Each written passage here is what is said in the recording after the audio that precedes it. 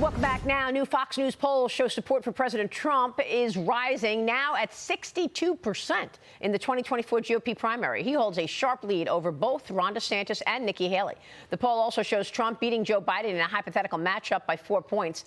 60% of Hispanic voters and 41% of black voters say they disapprove of President Biden's job performance, while President Trump is gaining support from independents, from black voters and Hispanic voters as well. Joining us right now to break it all down is former Georgia Congressman Doug Collins. Doug, great to see you. Thanks very much. Give us your reaction to these polls.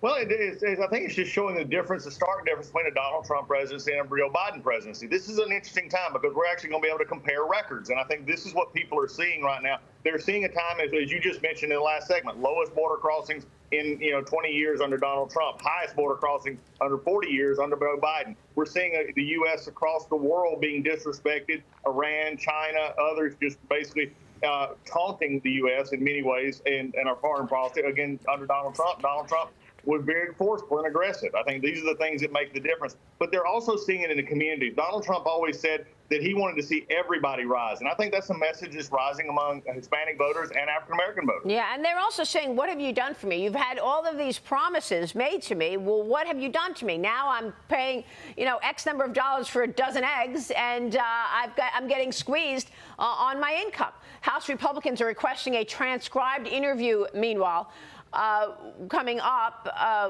with the Hollywood attorney who helped pay Hunter Biden's unpaid taxes. Doug, I want to get your take on this.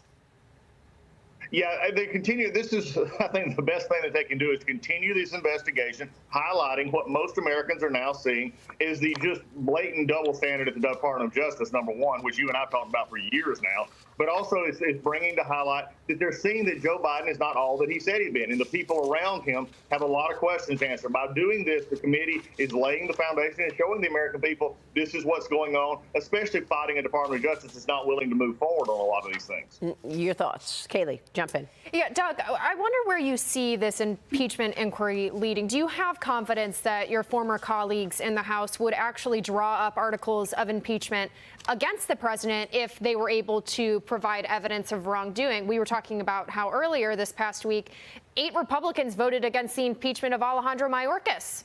So they can't even necessarily agree on a Biden administration official. Is there confidence that they would be able to get this thing done if the evidence comes through against Biden? There's your key evidence. As an attorney, you're looking for that last thing. Get the evidence out there. I believe that there is enough to start a formal inquiry. But again, a formal inquiry is not a quick process. It's not going to happen in 2 weeks. Democrats abused the impeachment when I had to defend it, the faux impeachment with the Judiciary Committee with Nadler and Schiff years ago. And what we need to do is bring that evidence forward. Then the Republicans need to put 217 on the board, 218 on the board to start the formal impeachment inquiry, and then bring this out in a different light, which gives them access to more documents, to more testimony and everything else. And right now, I think what they're doing is it's going to take a while, so this investigation actually helps. If they get to that point, I do believe that Republicans can come to that conclusion. And one of the problems I saw the other day was simply bringing impeachment straight to the floor just because some things are not working as fast. I think that's why some voted against it. But although it is time, Mayorkas needs to go. He has been a disaster for this country. Doug, let me get your take on this new Georgia project, a voting group which helped pull the Peach State into a swing state, now facing allegations of financial impropriety. A Politico investigation finding that the group, which was formed by Stacey Abrams, is facing allegations of financial misuses and irregularities. What do you know about this? Well, it was also led by Senator Raphael Warnock as well. And by the way, there was some reports the other day. We wasn't sure that Stacey Abrams won the Kentucky governor's race, but we wasn't sure about that. But Stacey's just been all over the place with this. This is something we've been reporting and talking about for months down here, even years in Georgia. I'm glad to see this is finally coming out in the press because we just see inconsistencies, how the money was spent, where the money was going.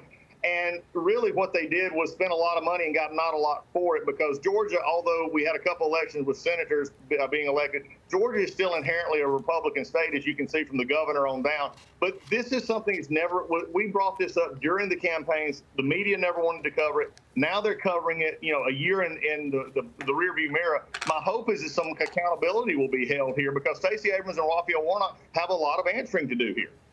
Well, it's an interesting point to make, and it's a similar point that in Arizona you had Kari Lake basically competing with the person who was running the election.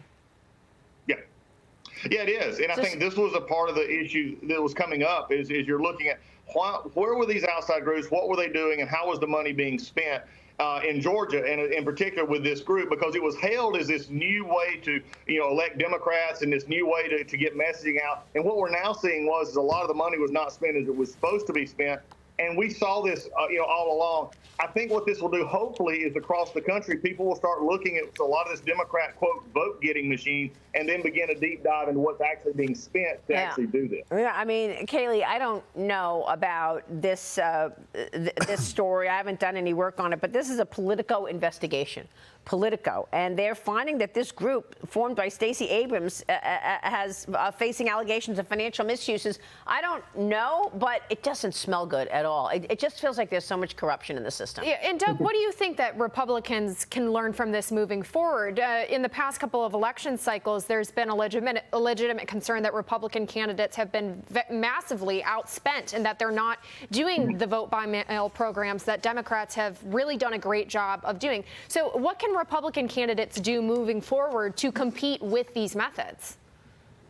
Well, I think the first thing we can do is if it's legal, do it. Why are Republicans not going out and using early voting? Why are we not going and helping people get to the polls? Why are we not doing the canvassing right now? Why aren't we not putting, precinct workers and stuff, people that will volunteer to say, I'm going to take my neighborhood and make sure that everybody's voting, make sure that they need an absentee ballot to get it to them. If it's legal, Republicans have to do it. We can't be like a football team who says we're only going to run and we're never going to throw a pass. Yeah. We've got to take everything that we possibly can. But remember also, and we've talked about this, we keep bringing Stacey Abrams' name up, Raphael Warnock was a part of this group as well, and that can't be forgotten. I just think, well, at this point, even former President Trump is in on that, saying, yes, we need to do early voting. We need to compete effectively against the Democrats. Right, Lee Carter? Yeah, absolutely. I mean, look, there's so many people who have, sort of been paralyzed saying the system is rigged, that there's so much corruption that can happen with all this. I think you got to play with the tools that are given to you, and Republicans really did, I think, make some missteps in not capitalizing on that sooner. But going to be really interesting to see what the results are of this investigation, because if it turns out that this was misused, I think even more questions are going to come up about all of the mobilization that comes into some of these key states. People from outside of Georgia just came and swarmed Georgia because it was such an important state. And look, we're looking at a presidential election that's going to come down to 5, 6, 7 states. Do these states really want people to come in and make that kind of an influence and say that that's how we're going to run the elections? I think it's really just a slippery slope.